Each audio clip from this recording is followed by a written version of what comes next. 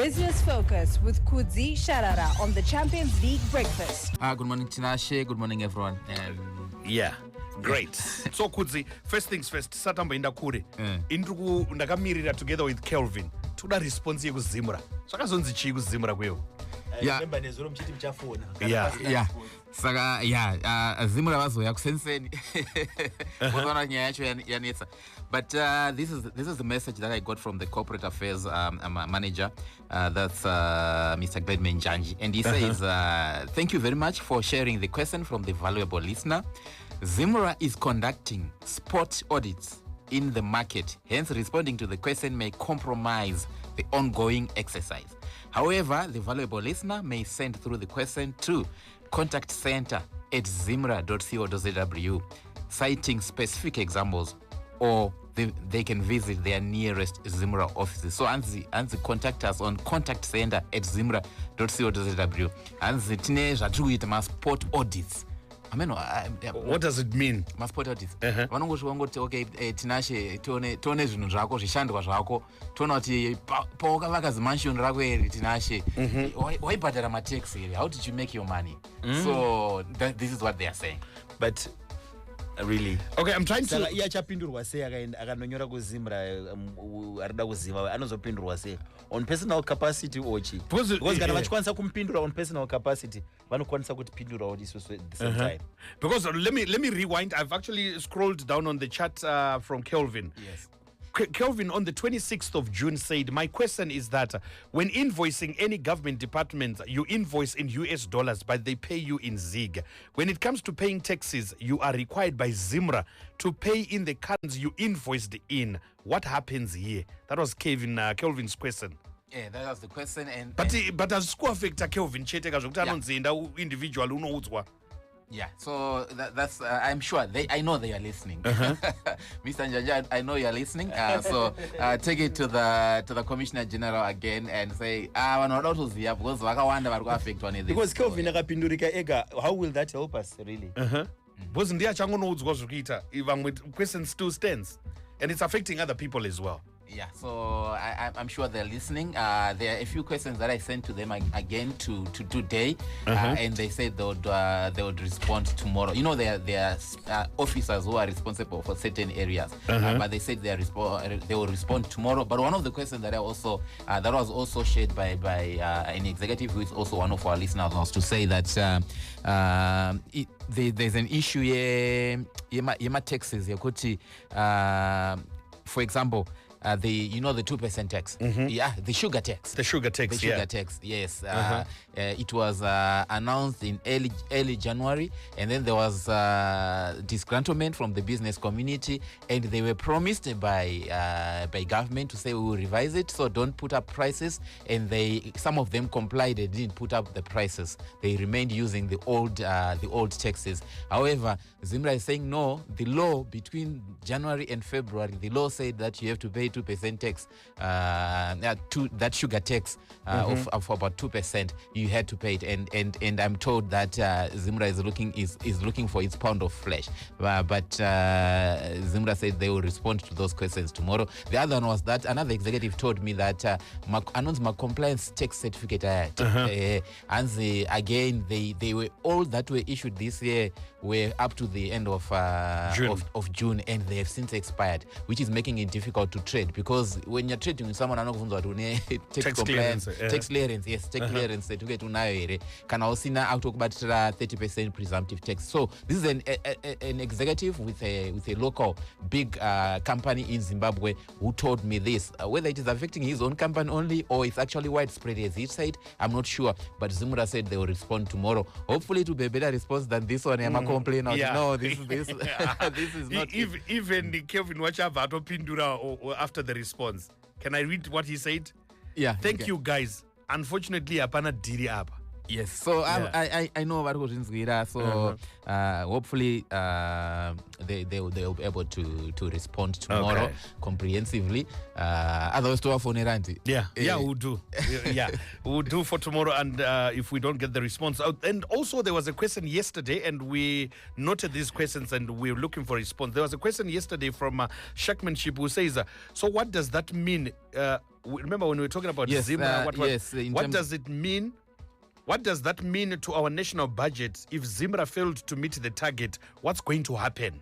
Okay, so when the minister is crafting his budget and when he announced his budget, there was what we call a budget deficit. What it basically means is that what you are going to collect as revenue is not enough to meet your expenses or your expenditure as government. So you've got a budget deficit. But however, in this case, ZIMRA says that it failed to collect as per target. I'm not sure whether their target was in line with the 2023 budget as well, because the 2023 budget might have its own revenue target, but ZIMRA might also have its own target, which might be higher or below what the Minister of Finance would want. But let's assume that ZIMRA's target was aligned to the national budget. What it basically means is that there is now a budget deficit. So what's going to happen when you've got a budget deficit, when you haven't met, your revenue collections are not enough to meet your requirements? This is what will happen. It's either government will then look at its spending and then say, okay, we were supposed to spend on A, B, C, D. However, because we didn't raise enough money, we are not going to fund D. So it means that they will suspend this particular project. Some of this money. So they will suspend that project and prioritize other projects. It's like you, when you earn your income, and it's not enough, you then prioritize or say, okay, for these next 2 days at church, so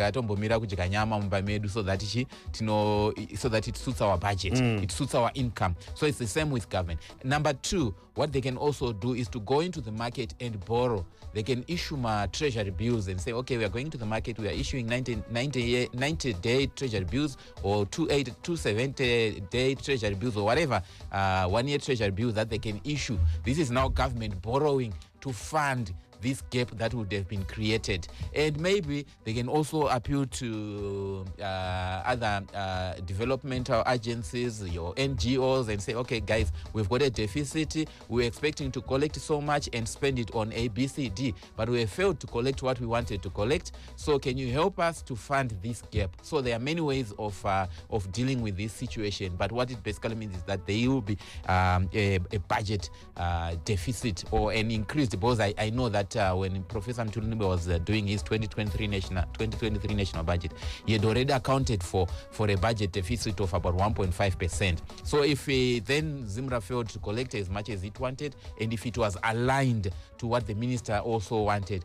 then there will be a bigger budget deficit of more than 1.5%, which was projected by the minister. So there are many ways of dealing with that question. Okay. That deficit. All right, so 7 minutes before the news at 8 is our time. Let's. What else is also contained in the ZIMRA annual report, Kuzi? Thank you, Tinashe. One interesting aspect that I also found in the ZIMRA annual report is the amount of money that the country is collecting from corporate tax. So these are your companies now. How much are they contributing to the fiscus? And it was in this particular, in 2023, corporate tax contributed 10.87%. 10.87%. And it was a decline from the previous year of about 24%. So what we collected in 2023 was lower by 24.34% when compared to 2022.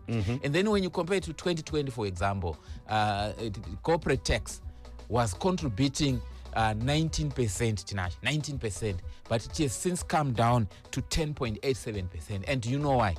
Because now the bulk of our economy now is now dominated by the informal sector. And what has happened in the last couple of years again is that the informal sector is now eating into, or it's now eating formal businesses' lunch. saka mari dzaimboenda kuma-formal businesses dzaakuenda ku-informal sector. We've been talking about ma-tuck shops and saying siyai ma-tuck shops aitawo mari ndo vadii handiti and things like that. But what it then basically means is that what ZIMRA then collects is lower. Why? Because maybe it's because the mechanisms, they don't have adequate mechanisms to collect from the informal sector. So if money is diverted from a formally registered business that has been tax compliant and it's now being spent to a business that is not tax compliant, it means that what government collects from the business sector is reduced, as we are seeing corporate tax contributing 10.87%. And according to ZIMRA, it's because of the increased reliance by the economy and the consumers towards buying from the informal sector. And some of the stuff that is also in the informal sector, some of it is smuggled. Again, that results in even in excise duty or import duty also being reduced because of wanangwachi smuggler. And then also the fact that some of these shops, even on VAT, they affect VAT to some extent as well. And this is the result of when an economy is informalized. It means what government collects is also reduced unless they come up with mechanisms of also tapping into the informal sector. And I think that's what they tried to do early in the year when they then said that manufacturers cannot sell directly to the they have to go via wholesalers. You remember that commotion again into the market. And I was talking to one CEO as well this week, and this particular CEO was saying that look, you want us to sell via the wholesalers, but they do not have the capacity to take all our products. So we are now devising other routes to market, maybe going direct to the consumers, which means maybe vanoenda direct to the consumer, because mtemo wakuti don't sell kuna tinashe, tengesa kuna wholesaler chete. So these are some of the challenges that you then face in the market, depending on how you have tried to resolve an issue. The issue here is that the informal sector is not contributing enough to the fiscus, and then obviously mitemo ino iskwa to try and also bring the informal sector into the tax net. However, some of the mitemo ino iskwa yacho inotobva always sena zvine as well. Just to compliment on what you're saying, there's a comment coming up on WhatsApp who says good morning, Business Focus. The issues concerning tax clearance terms etc by ZIMRA, I think, something that requires proper and once and for all solution. It renders us small businesses to struggle and not grow. Hence, they should just categorize sector by sector with set amounts payable in more flexible manners. Yeah, there's no doubt about that, Tinashe, that we need to simplify how we pay taxes. But I think I saw a tweet by the Commissioner General, Madam Chinamasa at ZIMRA, and she was happy with this new tax system. The terms, she was saying it's going on well. Obviously, maybe it's not yet where they might want it to be, but she's happy with how it has performed so far in terms of tax payments. But so that's in fact I was looking for a tweet. She says, "I'm thrilled to see growing adoption of terms. As ZIMRA, we are committed to making tax compliance experience smooth and seamless." So that's her comment in terms of the terms. But also one of the things that I also noticed in the annual report, yes, ZIMRA, Tinashe, is that there are things that they recommend to say, guys, maybe to government, to say, we believe that if we do A, B, C, D, we will be able to raise more taxes. And some of those things, some of the recommendations are approved. Some of the recommendations are not taken on board by government. And so it's not only it's not only ZIMRA to blame when some of these things. Let me read. So what? This is what they said. They made a total of. Let's do it quickly. Just a quick one. Missed out on time. Yes, they made 44 proposals that they made, and only 21 were implemented, and 23 were not considered. So they're making proposals to make things smoother.